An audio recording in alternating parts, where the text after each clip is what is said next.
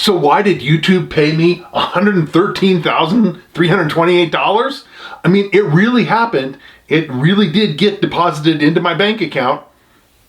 I'm Chris Ralph, the professional prospector, and today we're talking about why YouTube paid me $113,000. That's a lot of money. They did it because there's a program that they have called the YouTube Partner Program, where the ads that they show on the videos that they run, of course the advertisers pay for that, and they give a part of what the advertisers pay them to the creator who made that video. So for my videos, they paid me $113,000. Now, there are YouTube creators, guys that do stuff that make hundreds of thousands, even some that make millions, like Mr. Beast, that kind of thing, that just make huge amounts of money. Now, I will tell you, to be totally honest, this amount was not a single year payment. That would be incredible. This actually was paid to me over a period of almost 4 years. Now, the first year that I was in the program, because you have to have a certain amount of subscribers and a certain amount of hours of view time and stuff in order to qualify for the program. The first year I only got, partial, because I didn't get approved until late August, I think, in that year. That was 2019.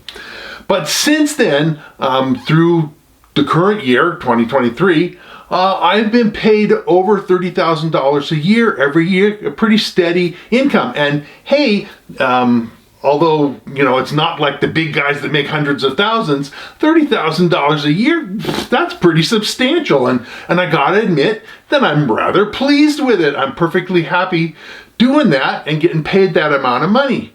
Now, that's why I have never tried to do channel memberships or Patreon or even merch and stuff like that, just because I'm happy with the amount that I'm getting and I don't need to do those other things. Now, I do sell my book, but my book is kind of different. It's a whole lot of information in book form, and you buy that and you get the product, right? Whereas channel memberships and Patreon and that kind of stuff, you're paying just general to support the creator that you're supporting, right?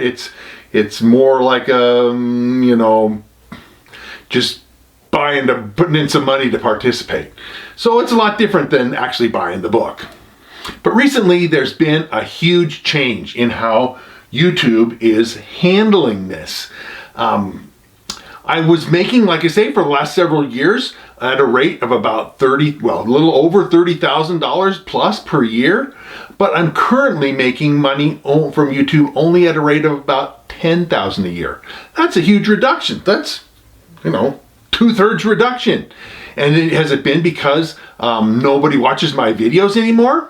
No, in fact, just the opposite. More people watch my videos. But YouTube has made a policy change that's cost me and a lot of other creators a whole lot of money. The change is that YouTube has designated my channel as a source of invalid traffic, whatever that is, right? I'll talk about it in a second. And as a result, because I have invalid traffic, according to YouTube, they penalize me. And that's why my income rate, which earlier this year before I was penalized, was still going on at about 30,000 plus a year. And when they penalize me, my income dropped way down. At the end of this video, I'm going to talk about the steps I'm taking because of this, what I'm doing, and why. Now, it's an issue, like I say, affecting thousands of creators, from small to pretty medium sized.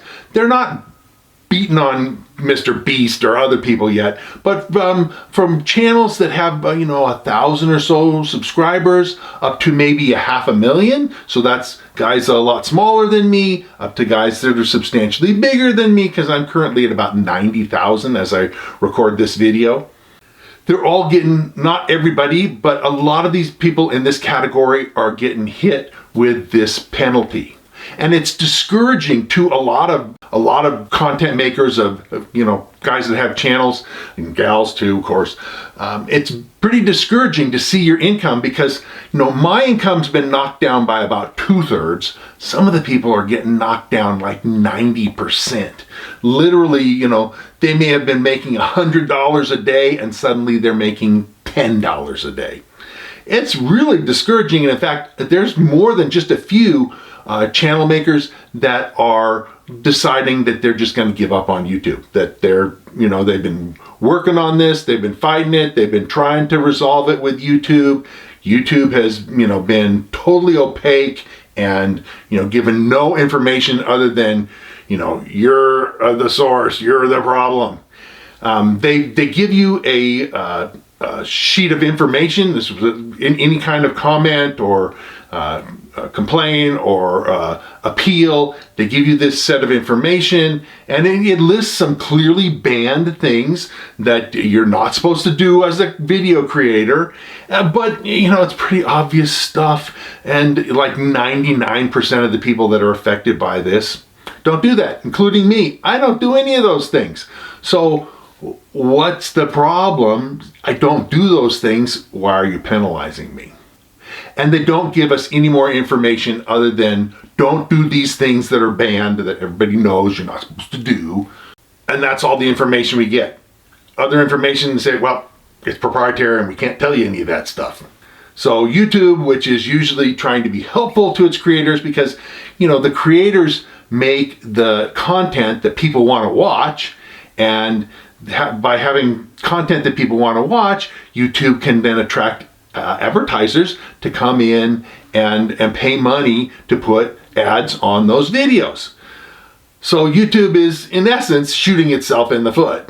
But they're doing it to the small to medium-sized creators. They're not doing it to the big guys, which are a source of a lot of their income. I think they're kind of afraid to do it to those guys because they would have an impact. But the small to medium guys, in aggregate, as a group, is pretty substantial. Now, I mentioned invalid traffic as being the problem. That's the thing that YouTube is telling the creators, you have a problem with this, and so you need to deal with it. Well, what is invalid traffic? What does that really mean? Well, okay, it's a catch-all term that means all kinds of different things, but they're generally fake views and fake clicks. So a fake view is, a real view, a valid view, is when a human clicks on a video and, watches the video. That's what advertisers want. They want real humans to look at their ads, and it's what the creators want too. They want real humans to look at their videos. But there are people who kind of cheat the system by, instead of having a human do this, they write a computer program that does virtually the same thing. The computer program goes to YouTube and says, hey, I want to watch YouTube video number XYZ. And the computer has it play the video of, XYZ, and at least in concept, that counts as a view. Well, that's not a valid view. It's the ad, the advertising company, doesn't want to play their videos to a computer program that could never be a sales prospect. They want to play it to humans because, in theory, if you like the product that they're advertising, you might become a customer. Whereas the computer program, sometimes called a bot, will never become a customer, right? It's just, bogus. And the thing is the guys that write these programs can literally flood systems with thousands of views. And there's actually ads, if you look. I've gotten ads like this myself, where these people that create these bots that act like a human but aren't their computer program, they advertise and say, hey, we can get thousands of views for your videos. Just pay us some money and we'll, get, and they don't tell you, oh, we're not getting humans to look at your videos. They don't tell you that. But the truth is, they're not getting humans. They're just having a computer program that they wrote go out and do these things. And YouTube has rules against that. In fact, one of the things that they tell you not to do is, and that's in this little sheet, don't hire people to come do this to your videos. Okay, and then that makes sense. The other thing that constitutes invalid traffic is invalid clicks. It's the same concept. People can write programs that look at a video and click on an ad as if they were a human. So it's not like most times you or I watch an ad, we might watch it for the sometimes the ads, you have to play through a whole ad before you can get to the video. Sometimes you get 5 seconds and then you can click off the ad. So a lot of people, they have these programs that will go on there and they'll click on the ad and it's a fake. Again, it's a computer program doing this, not a real human, and the advertisers they want real humans. They want real people that could be potential customers, right? And so that's the problem. Those are the problems. And the problem is YouTube has basically said, hey, Mr. Video Maker or Miss Video Maker, you are responsible for whatever happens on your channel. Even if you have no control over it whatsoever, even if you have no ability to even see it, you're still responsible. Which is kind of crazy because, basically YouTube is blaming us for problems that they have. And the truth is, YouTube has been in hot water over fake traffic, invalid traffic, fake clicks, fake views, and all that kind of stuff for years. At one point, they have all these programs to try and block these things, block these computer programs. And one of the tricks they do is actually they go to these companies that write these programs and pretend to be, somebody who's interested in their services and hire them. And so the people send their computer program and they have them send it to a known spot, a known video, and then YouTube can analyze the computer program and what it's doing and block it in the future. Pretty smart. I think that's a good idea. But a lot of the traffic gets through. And actually, way back about a decade ago, there was actually concern that there was going to be more fake bot traffic on YouTube than there actually was real humans looking at videos. And so they've developed all these programs to try and block that, and they continue to work on it, they continue to improve it, but they continue to be in hot water over things like this. And in fact, just recently, an industry report came out that basically said that for people who want to buy traffic on YouTube, that and they have they want people to sign up for other venues, not just YouTube, and they kind of make it sound like most of their traffic will be on YouTube. That typically in a lot of these things with major advertisers, it's only a small portion that actually shows up on YouTube. Most of it shows up on what's called the Google Video Partners Program, the GVP program.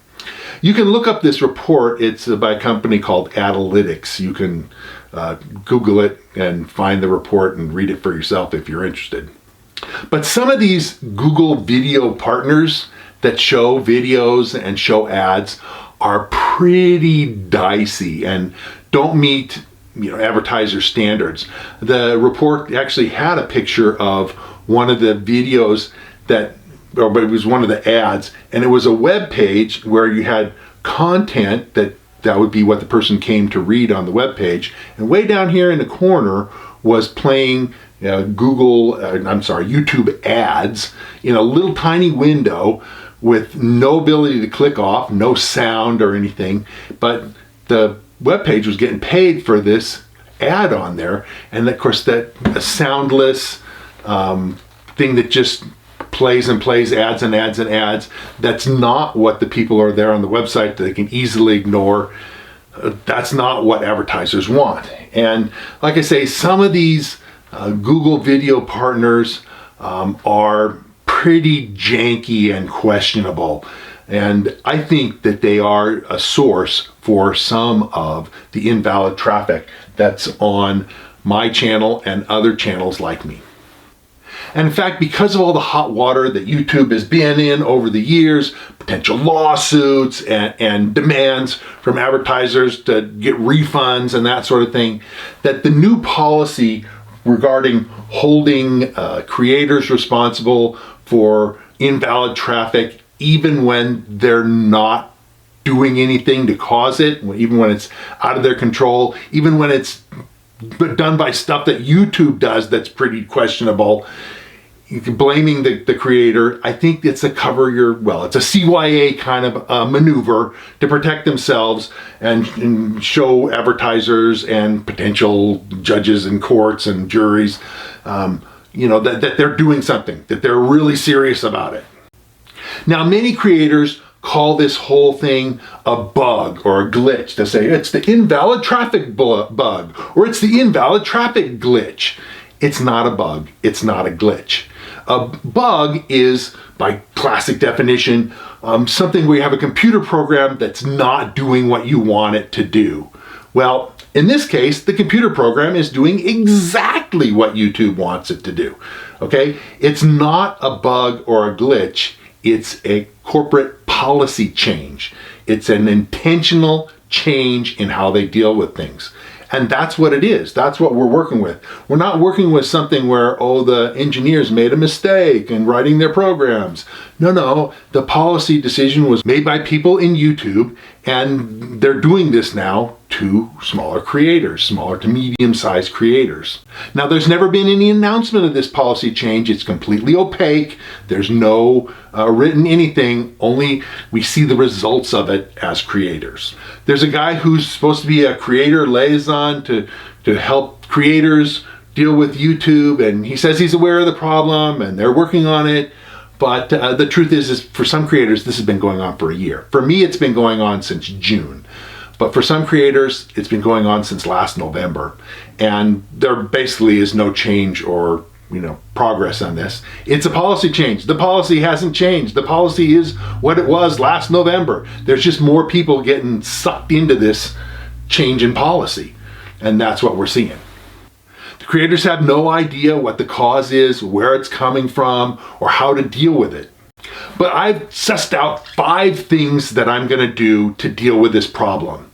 And, I'm going to take my own action and address the problem to try to increase my what money I'm getting from YouTube, to try and recover what I've lost and fix the invalid traffic problem or issue, policy problem. Now, I know most of you guys that are part of my channel, and I really love my YouTube community. I really appreciate you guys. If you have ideas of things that I should be doing, I want to hear from you.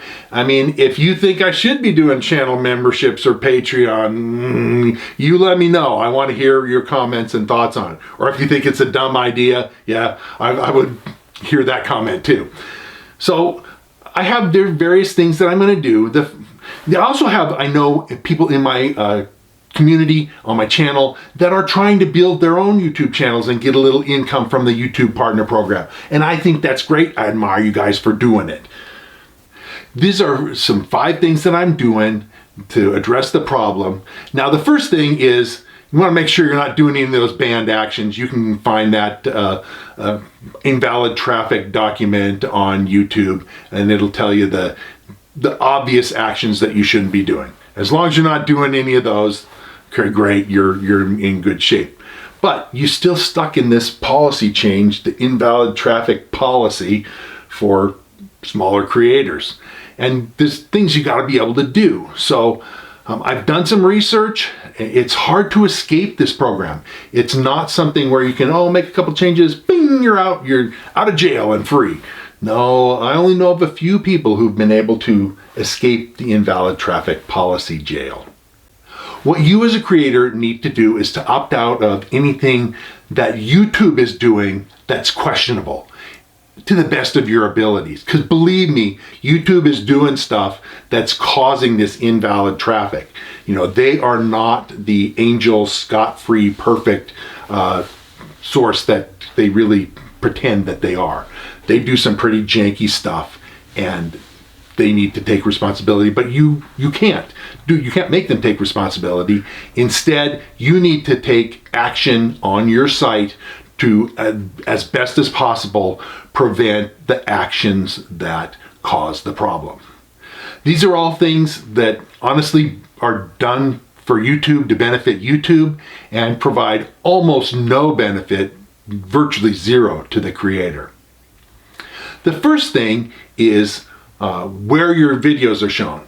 And in the website that Google has, the default value is everywhere. Of course, you want your videos to be shown all over.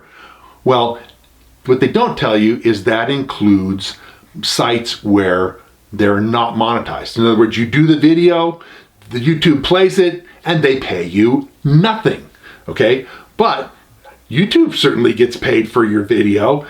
They're not sharing with you on different sites. The site gets paid, YouTube gets paid, you get nothing. So instead of having everywhere, you want to check monetized only. So if you're surprised by the fact that YouTube shows your videos in other sites off YouTube and doesn't pay you anything for them, then you should have this. This is my surprise face. And then, of course, there's YouTube's attitude about how they handle showing your video on other sites where they get paid and you don't. And their attitude is, so, you know, YouTube is not the trustworthy partner that you think they are, or may have thought they are, or may have wondered if they were. They're there for the money. And, you know, if you can help them make money, then great. If you're causing any problem, boom, you're gone. So be sure and go in, and you can do this universally from the content page of your YouTube Studio app, and you can change it from showing everywhere to showing just on sites where you are monetized. And then you know, that should be normal. That should be what I expect. I do this video, I expect to be paid for it. I don't expect YouTube to use my video elsewhere so that they can make money and I can make zip. All right? The second thing that I'm changing is a setting called embedding. YouTube allows others to embed your video onto their content, so they can take your video right off of YouTube and put it in their content, whether it be websites or other things like that. And some of these places where it's embedded may be, some are, I'm sure, okay, but others of them are, you know, kind of janky. They're in third world countries and other places where the rules don't apply the same. YouTube isn't looking as much. And so they may do things that are questionable and cause invalid traffic for you. So I put to check to not allow any embedding. Again, there are also some of these are places where YouTube gets paid and you get nothing. Another change that I'm making is called remixing, which is similar to embedding. Embedding kind of embeds the whole video, whereas remixing allows people to take cuts and bits and pieces of your video and use them for their purposes. So if you want people to use your videos to make money for themselves instead of you, maybe that'd be a good idea, but I don't think it's a good idea at all for me. And again, this is one of those places where some of these sites are highly questionable and may be a source of invalid traffic.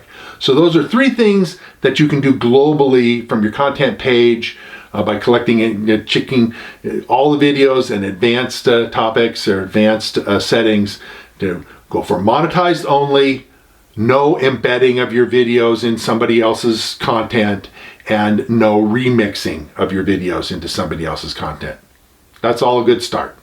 The next thing is Google allows advertisers to use your videos for their own advertisements. And again, you don't get paid for it.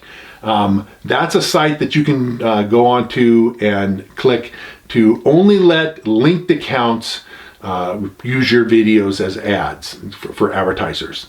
And I won't link any. I will say only linked accounts and link none. So nobody's going to be using my ads or my videos for their advertisements. Again, they use it for free and you don't get paid anything. I also think that this is a way that could generate invalid traffic for your site in a way that you have no control over it. So we're blocking it to try and reduce invalid traffic. Those are 4 things that I'm doing, and are they a magic bullet that's going to solve everybody's problem? No, they're not. They may help a few people get out of the invalid traffic jail, but you know, that's not a magic bullet. It won't instantly solve it, but probably for anybody that goes through, it will reduce at least the amount of invalid traffic that your site is credited with. Even though all of that stuff is done by, things that you have no control over. There's a fifth thing that I'm doing, and I'm seeing in both for my channel and for other people's channels that the most popular videos are the ones most likely to be causing the invalid traffic issue. And they're the ones most likely to be stolen and embedded or remixed or, shown on channels that aren't monetized for you. This is the thing that most likely, or used by advertisers to advertise their product and pay you nothing. So I am seeing that the most popular ones are the ones that have the most problem. It's true for my website. It's true for other people's as well. And so what I am doing about that is I'm going to make new updated videos on those most popular topics on my website. Now, I'm not going to just reload the same video again. That's a violation of YouTube rules. I'm going to make an updated video. I may use some of the same content, use some of the same images. I may talk about some of the same topics, but I'll have new information and new images and some new stuff. And so it won't be the same video. It'll be a new video that's updated, new and improved for the latest information. And that makes sense. Most of my most popular videos are 3-4 years old. So, hey, after 3 or 4 years, could I make a new updated version? Yeah, that doesn't sound crazy. Sounds pretty normal. And so by doing a new thing on a very similar or virtually the same topic, these videos will be new, and I will go through the thing about, monetized and embedding and all that kind of stuff. And hopefully those videos will not get punished and not fall into this YouTube traffic, and will bring me some more traffic and new subscribers and that kind of stuff. So that's a thing that I'm doing to help increase my my income from YouTube. Now, I've noticed that most of the people who get caught in YouTube traffic jail or invalid traffic jail, that they're content creators, sites that have a lot of search traffic. It may not be majority search for their various videos and channel, but they have a significant percentage. And that makes sense because these things that come up in search, it's evergreen content, meaning that it's always interesting to certain people. People have an interest in the topic, and it's the kind of stuff that other sources would want to borrow or steal or use your stuff for their benefit. Now, the whole situation, invalid traffic jail, it's a difficult, a complex, Kafka-esque, if any of you have ever read The Trial, catch-22 kind of thing, where the creator really doesn't know where the problem is coming from and has no control to stop it, or very limited controls to stop it. I recommend that if you're a creator, because I know, like I say, there are some of you guys on the site that do this, that you keep aware of this topic, that you keep watching. New tools may show up for us to deal with this. It's not happening today, but some improvements may come in the future, so keep aware. Other suggestions, like I say, may possibly appear in time. Now, my channel, like I say, is about prospecting for gold and finding gold, and that part is a skill. And if you have an interest in ever learning how to find gold or how you can do that for yourself, I wrote a book. It's called Fistful of Gold, and I'm going to tell you a little bit more about my book right now. So this is my book, Fistful of Gold. You can see it's an encyclopedia distilling down my 45 plus years of prospecting experience plus my degree into the parts that you need to know. I spent most of 10 years writing this. It was not just a simple effort that, I sat down and wrote it. You can see it's like 250,000 words. It's not something you're going to read through in a day or maybe even a week or more. But it's got a lot of information and reference material that you can come back to. You can read it once and read it again and get more out of it because there's just that much depth of material in this. I wrote this book because I want you to have the skills to go out and find fistfuls of gold for yourself. And if you have the skills and know what you're doing and get out in the field and make a real effort, you can find significant gold. It's not easy. I'm not going to tell you that because, you know, gold, it wouldn't be, close to $2,000 an ounce, which is what it is right now. It wouldn't be so expensive if it was easy to find. It's not easy.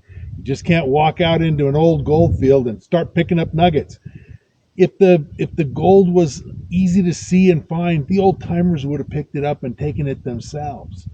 So you got to have skill. You got to know what you're doing. You got to be able to master what it takes to find gold, and you've got to have the persistence and put in the effort to find the material, to find the gold or diamonds or gemstones that you're looking for.